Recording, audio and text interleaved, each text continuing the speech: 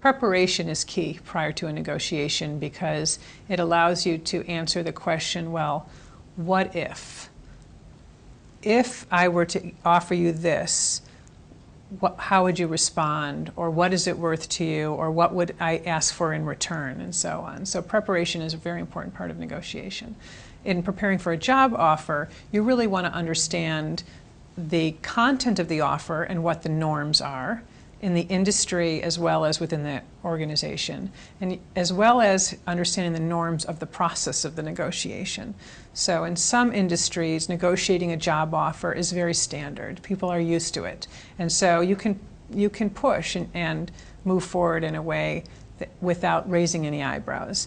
In some industries, it's less common in nonprofits and areas where there tends to be a more communal atmosphere. But it doesn't mean you can't negotiate. You just need to think about the ways in which you want to negotiate and what you're interested in negotiating for.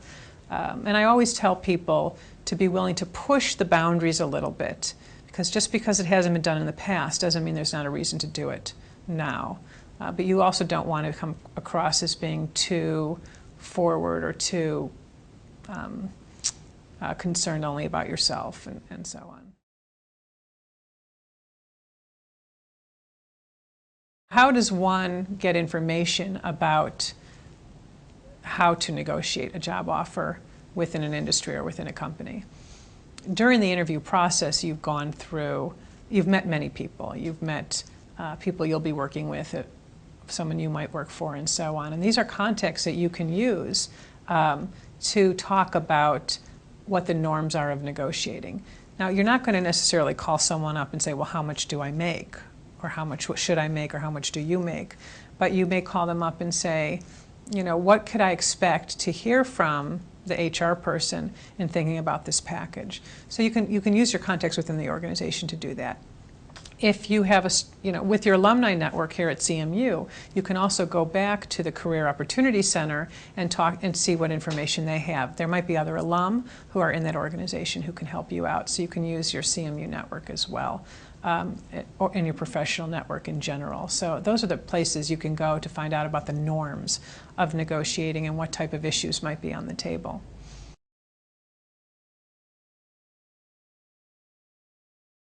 When preparing for a negotiation, you have to have a good understanding of what is important to you, what your interests are. So what's the most important issue to you? What's the next most important issue to you? What are the issues you're willing to bend on and which aren't you? And when you have that type of a ranking of your interests, it allows you to walk into the negotiation and know what issues are throwaway, which ones you want to stand firm, and why. If you have a specific preference that they're unable to match, think about other ways you can satisfy that preference. You can think about the example I gave regarding the mortgage payment and the salary. You want to think creatively. And if you do some of that creative thinking ahead of time before you walk into the negotiation, it usually provides you with a head start in that negotiating process. On the other hand, you don't want to over-prepare. If you walk in with the solution and the only solution to the negotiation, you may find that you've kind of boxed yourself into one way of thinking about the problem. So you want to leave yourself open for some give and take in terms of what issues are on the table and how can we solve the shared problem.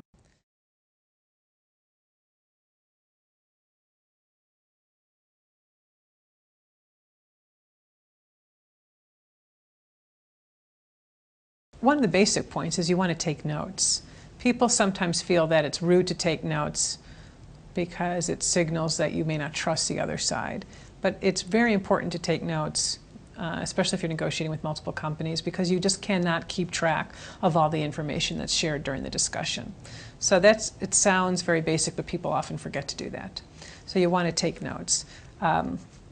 During the negotiation, you want to let the other side kind of get things going. Right? They are the hiring organization, you are the candidate. You don't want to let them take too much control. One issue, though, that comes out in the beginning of the negotiation is the opening offer. So who should make the opening offer? And many times an HR person or a manager will ask you, well, how much are you looking for? And then you have a decision to make. Am I willing to make this opening offer? there's no easy answer to that question, should I make the opening offer? It depends on how much information you have about the appropriate salary level and how much you're worth. If you have good information, then feel free to make that opening offer. Make it on the high side of the range, but it's got to be reasonable, right? You don't want to send out a signal that you're overpricing yourself. On the other hand, if you don't have good information about the ranges, you may want to hold off on making that opening offer and let them throw out a number. Now, here's the catch. When they make the opening offer, you do not want to use it as an anchor. That's what opening offers do. They serve as anchors. And so when an opening offer is put on the table by the other party, you want to use it as information. But then counteroffer and try and steer the conversation around your counteroffer as the new anchor. Now, there are situations where their opening offer is going to be a wonderful opening offer. And then you have a decision to make. Do I want to try and claim more value and even ask for more? Or do I want to accept what they give me? And that's really based on what your goals are and whether you're concerned about really maximizing the value possible on salary or perhaps using your leverage around other issues. During the negotiation, it's a good idea to get the issues out on the table and discuss them and your interests around those issues before you start talking about the package or the terms. So you really want to understand the perspective of both sides. Make sure that they understand your position, your concerns, what you bring to the table, what you're looking for, and you understand what the organization's constraints are, what their interests are, what they want from you. So you want to get that information out. Now, a lot of that happens during the interview process. Okay? But once you're negotiating, it's good to revisit those points as you're trying to put some boundaries around what this job is all about. At that point, when you have better information, then you can start putting more informed offers on the table and thinking about how to come up with ideal solutions for any types of problems that might arise.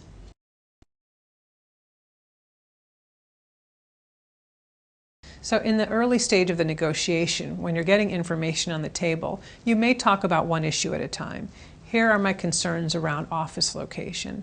Here are my concerns or my desires around job responsibilities. So we'll do a lot of information exchange around issues.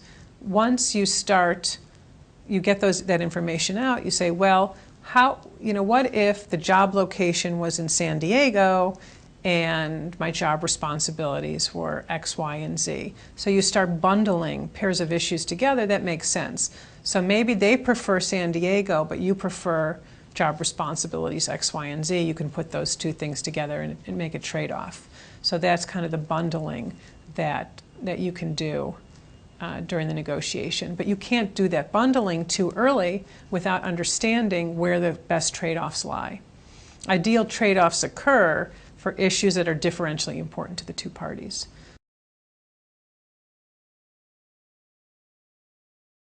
When a manager suggests that an issue is non-negotiable, it usually means that the way it's currently framed is something that they don't have the authority to give you. Now I'm going to start with the assumption that they're not misleading you or lying. Okay, so we're assuming negotiation in good faith. So the question at that point, or your job at that point, is to try and think about different ways to reframe that issue in a way that they might be able to work with you. So imagine that you were asking for a promotion to a certain type of position, say to an executive management position that is attractive to you.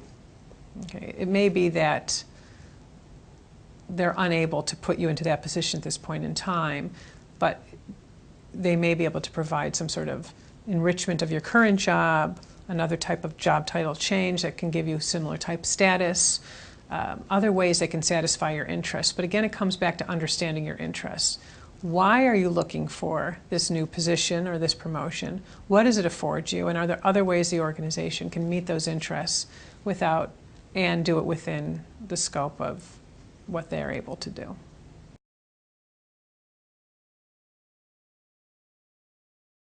in negotiating a job offer, just like in any negotiation, you have a choice in your planning process about what general strategic approach you want to take to the negotiation. Are you interested in maximizing your own outcome and the organization's outcome? Are you only concerned about your own outcome? Are you more concerned about the organization than yourself? And so these types of questions lead you to take different types of approaches to the organization or have different types of goals.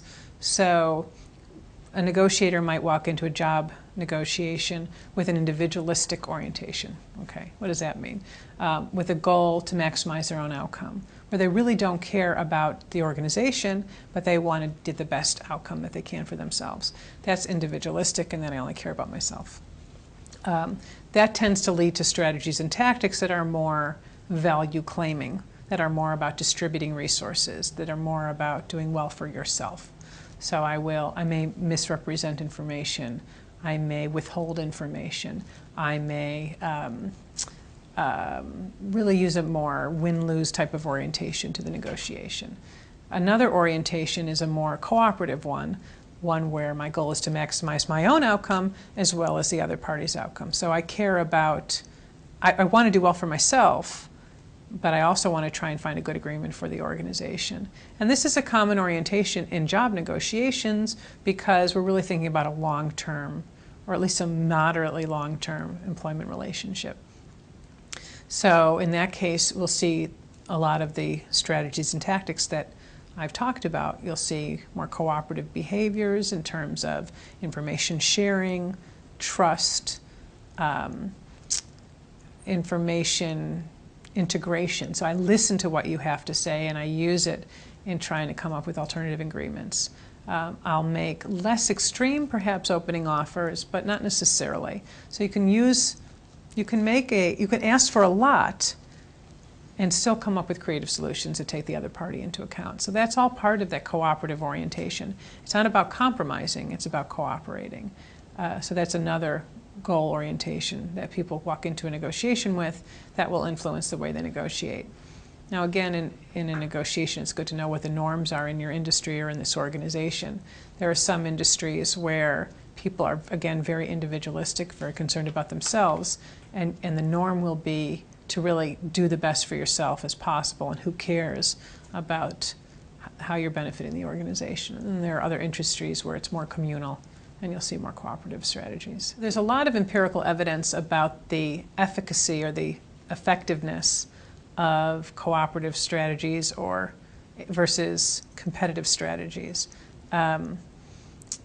Generally what we find is that these distributive strategies are just about win-lose, can result in better outcomes for the individual, but smaller pies, so there's smaller amount of resources available altogether, which means relative to you, I may do better if I'm good at using distributive strategies, but relative to someone who's using cooperative strategies, they may do better than me because they were able to find more creative solutions.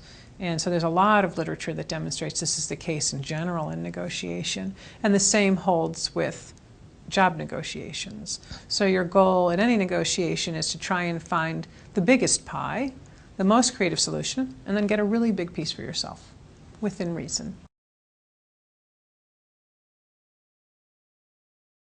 There's a debate on whether negotiation skills can be learned. So, or is this an art, or is this a science?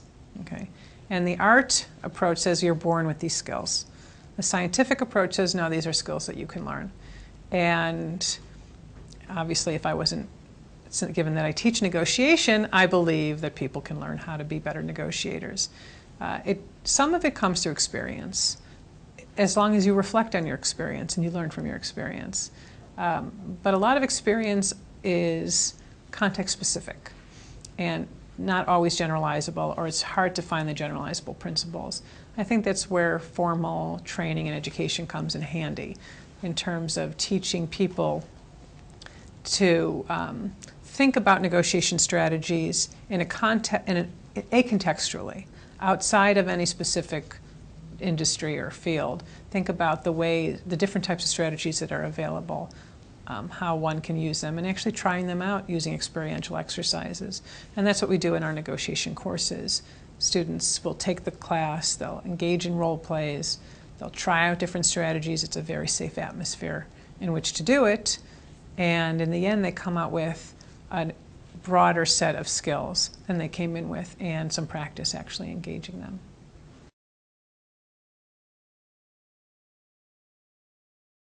There's been some recent research out of Carnegie Mellon by Linda Babcock looking at women in negotiation.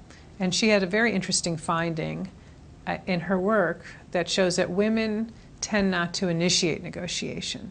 So women are less likely than men to enter a situation and begin a negotiation.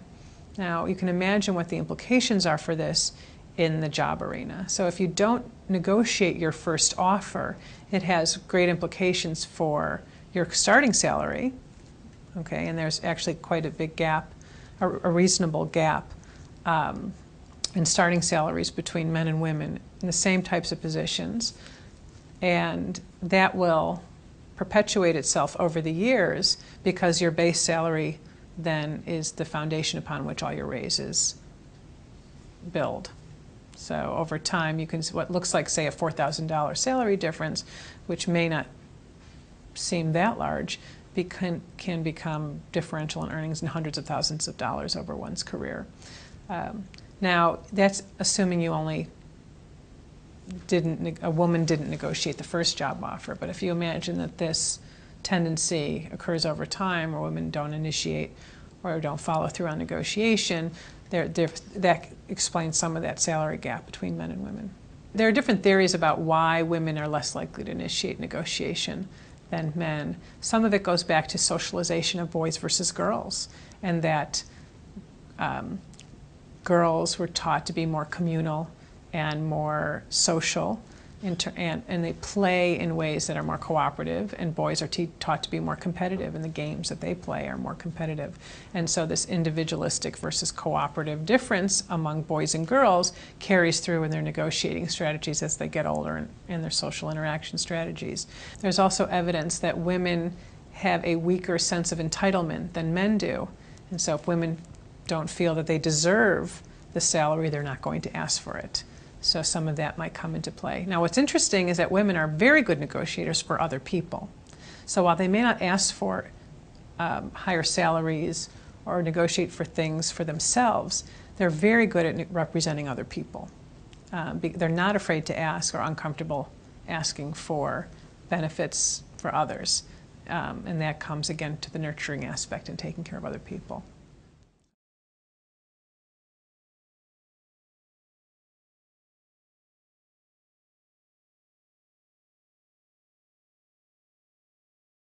Make a lot of different mistakes when negotiating job offers. One of the most common is divulging their prior salary when asked. So they feel like if they're asked a question, they have to answer it. So one basic negotiating tip in negotiating a current salary is not to divulge your prior salary. And the reason you don't want to do that is people will use that information to determine what the current salary is going to be, and they may have offered you much more had you not divulged the prior salary. So of course the question is, what do you do when asked?